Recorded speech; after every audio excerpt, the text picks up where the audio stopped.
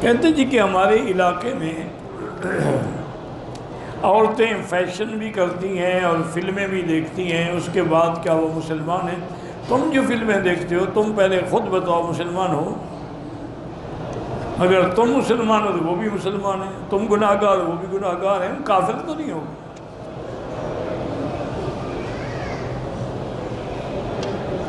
اگر مرد عورت حتیم میں اکٹھے ہوتے ہیں جب نفل پڑھ رہے کوئی ہو جائز، مانا ہے فرض نماز میں عورت آگے نہ ہو۔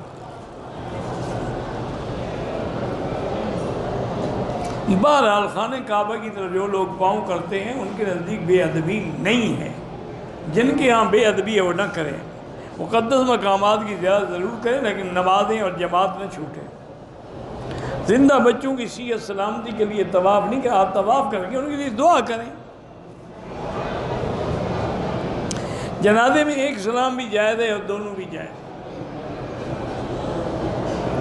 باپ کا اپنی بیٹی کی ساس سے پردہ ہے یا نہیں ہے؟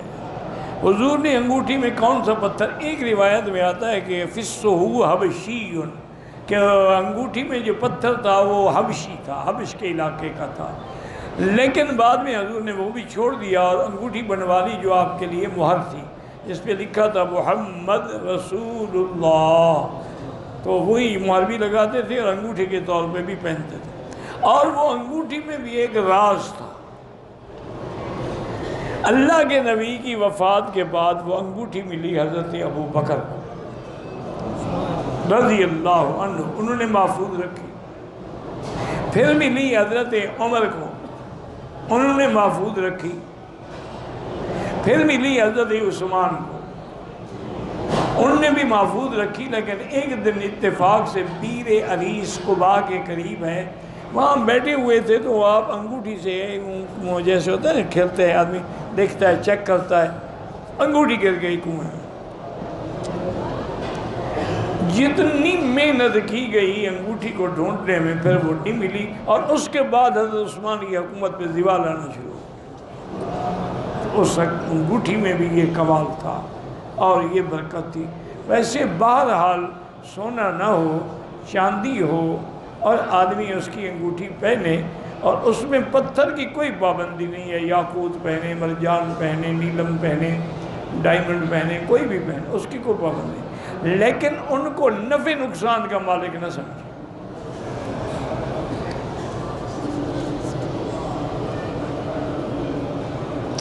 میں نے ناپاکی کی حالت میں قرآن پکڑ لیا، کوئی کفارہ نہیں، استغفار کرو، ویسے دو چار ہی خیرات کر دو۔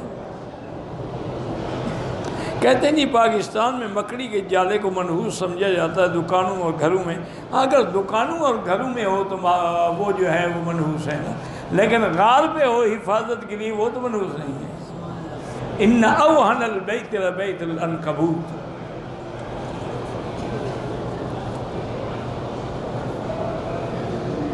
میری بیٹی کو قرآن کی تفسیر پڑھنے کا شوق ہے، تو آسان تفسیر ہے معارف القرآن اردو میں، وہ آسان ہے، آسان فہم ہے، اور معارف القرآن بھی دو ہیں، ایک حضرت مفتی محمد شفیع رحمۃ اللہ علیہ کی اور ایک حضرت مولانا ادریس کاندھلوی رحمۃ اللہ علیہ۔ مولانا ادریس کاندھلوی رحمۃ اللہ علیہ کی تو مشکل ہے، وہ تو اہل علم کے لیے ہے، لیکن حضرت مفتی محمد شفیع صاحب نے لکھی تھی عام فہم کے ہر بندہ سمجھ۔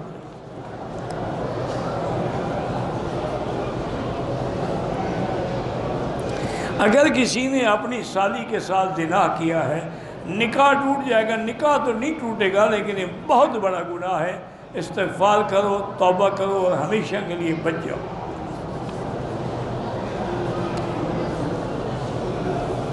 زنا تم نے کیا، نکاح بیچاری پہلی عورت کا ٹوٹ جائے، اس کا کیا قصور ہے بھائی؟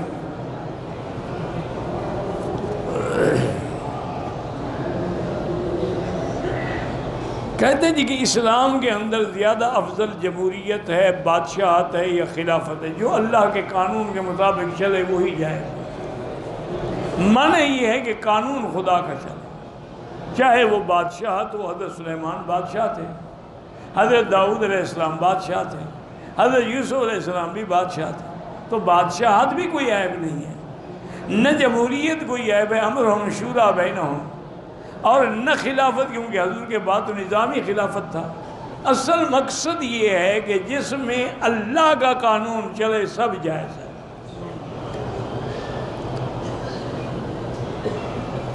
یہاں آپ کو کس نے کہا ہے بات، یہاں بھی کوئی بادشاہت نہیں ہوتی، لیکن یہ بادشاہ سعودیت کی جو ہے آپ دیکھ لیں کہ وہ کتنا قرآن و حدیث کے پابند ہیں، اور کتنا وہ خدمت حرمین اور خدمت حجاج کر رہے ہیں، اور کبھی انہوں نے کسی فیصلے میں عدالت کے معاملے میں دخل نہیں دیا کہ عدالت ہے۔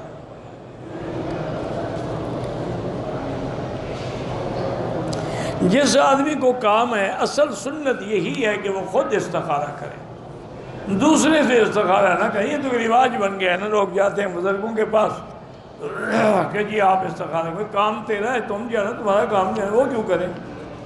لیکن ماشاءاللہ آج کل ایسے پیر بھی آ گئے ہیں جو 2 منٹ آنکھیں بند کر کے استخارہ کر لیتے ہیں، تو ایسے لوگوں کا کام بھی ہو جاتا ہے نا، چلتا رہتا ہے۔ انا للہ و انا الیہ راجعون۔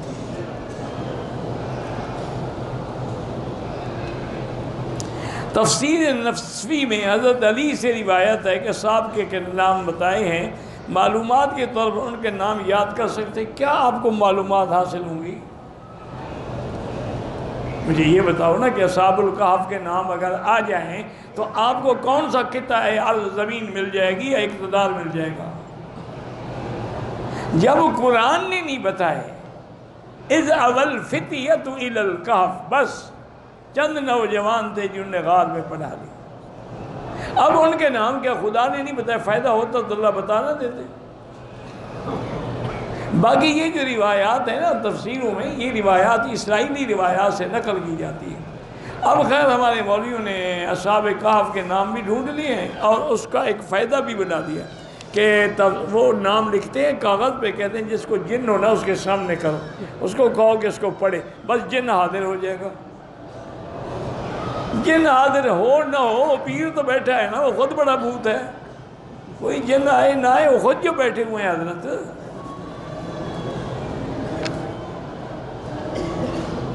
کہتے ہیں جی کراچی میں ایک سینما کا نام فردوس ہے، تو سینما میں کام کرنے والی کا نام بھی فردوس ہے، اس کا کیا کرو گے؟ مرضی ہے، جہنم کا نام فردوس رکھ لو، بہت بڑا گناہ کہ ایک گناہ کا اڈا ہو اور نام ہو جنت کا۔